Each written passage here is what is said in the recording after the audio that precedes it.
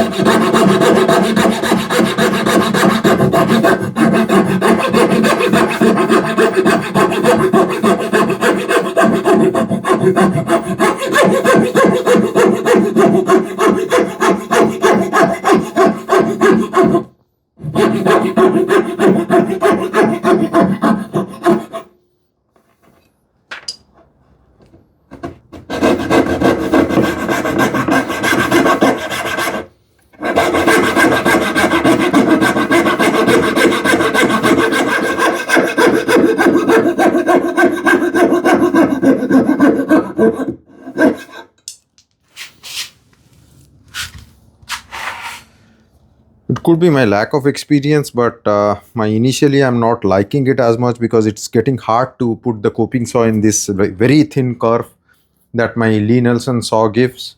So I get a feeling like it's slightly bruising my dovetails. I mean, it's, I think with a better coping saw, maybe a thinner one.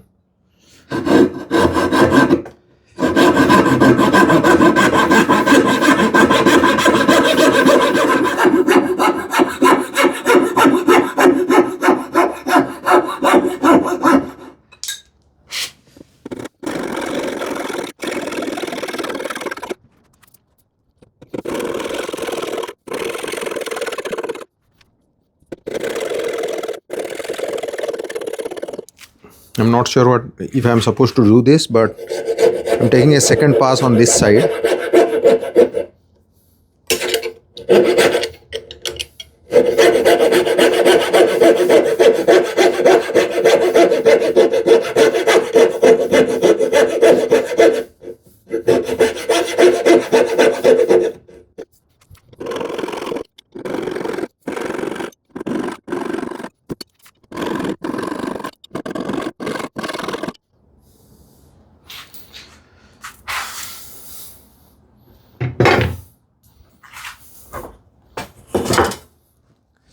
I mean, for me, coping saw is all about speed. I'm not as fast. Maybe with better, slightly better fret saw. I mean, I should not be blaming the tool, but I mean, maybe with more practice, maybe with better, slightly more refined tool, I could get it even better. I don't know. Let's see. And with practice, probably as close, if you can get as close to the step down, you'll have less to chop and you'll be quicker. But I have left more material, so I have to still go in steps.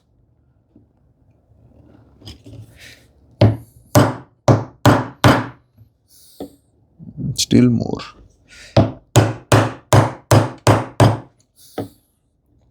Going halfway.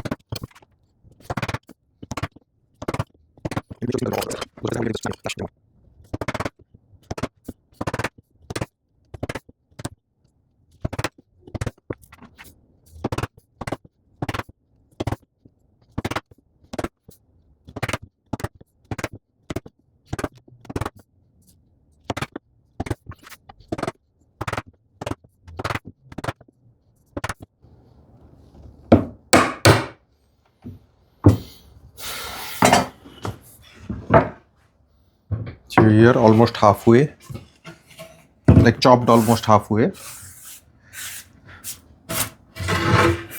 Now from the other side.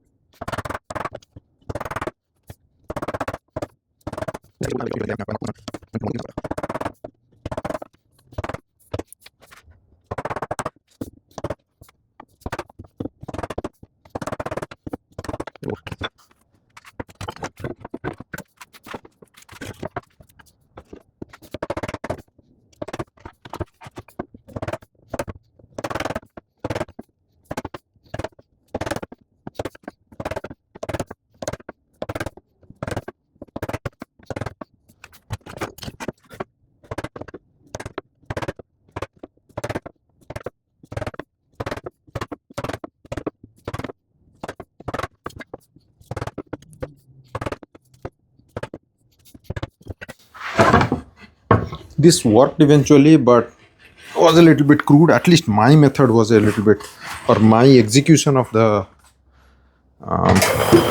coping saw method was a little bit more crude. I'm sure I can make it work, and it will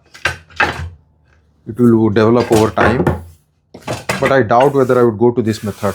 I find the other method so much more enjoyable, even though that comes at takes more time.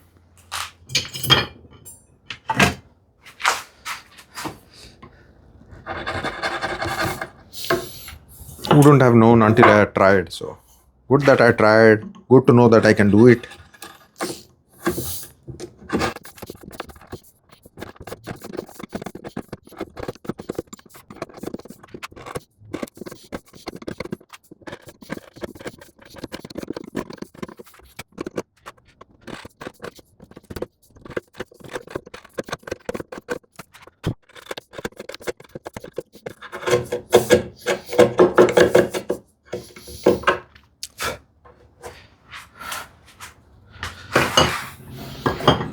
My chopped dovetails are way more refined than this one, but this will work just fine.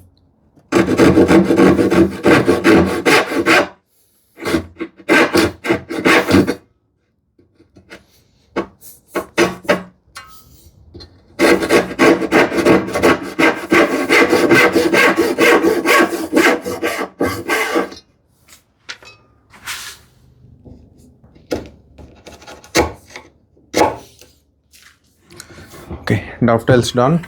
Dinner break. Come back for the pins. sometime later.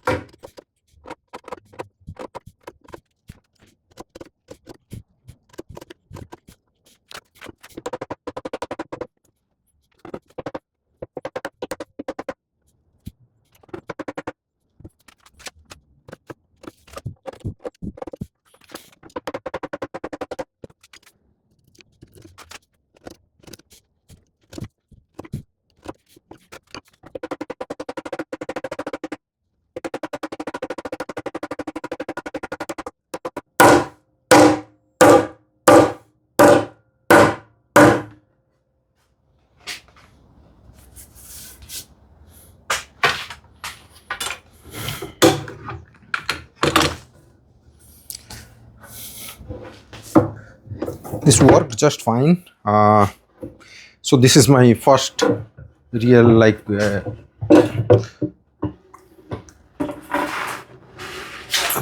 dovetail joint using coping saw. So I'm saying came out just fine because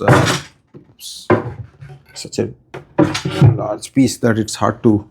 So everything came out fine. Maybe a little bit more gap here.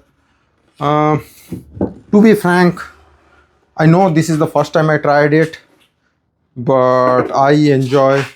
Maybe I would have got it slightly better with my usual like chopping technique, because that's what I like. Having said that, this thing, if I keep practicing, I'm pretty sure I can get it even better. But I don't know whether I will want to keep practicing, because I don't nearly enjoy this nearly as much as I like using chisel. I really like that chopping motion and all, and with chisels, these are like the easiest things to sharpen, so I can always keep things pristine. Another problem I had with the coping saw was my Lee Nelson dovetail saw has a very thin kerf.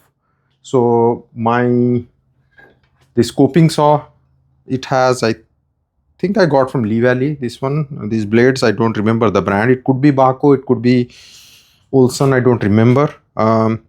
They are good blades, but they were too thick, a little bit too thick for that kerf. So when I tried to get into that,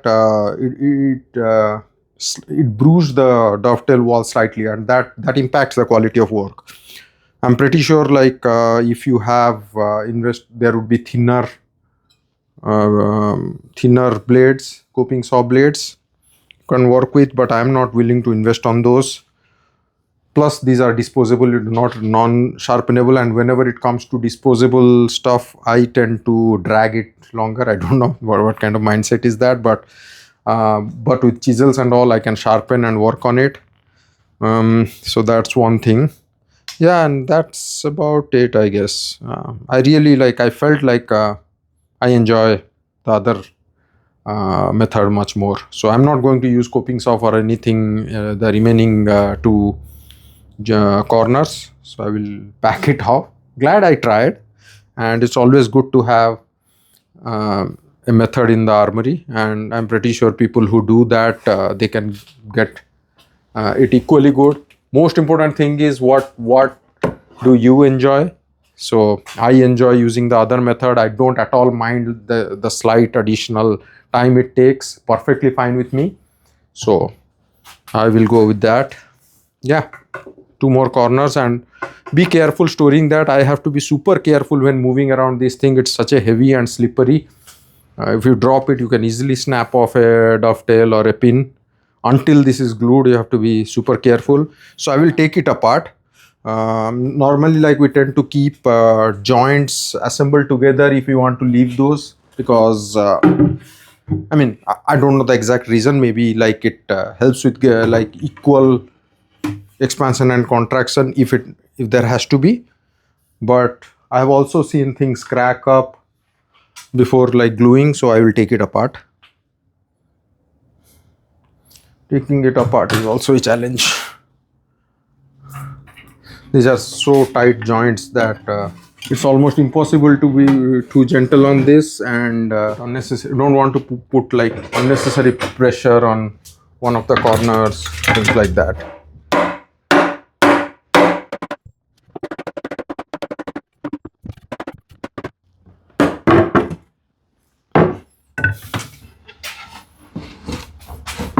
Since I spoke about that checking, this is the one.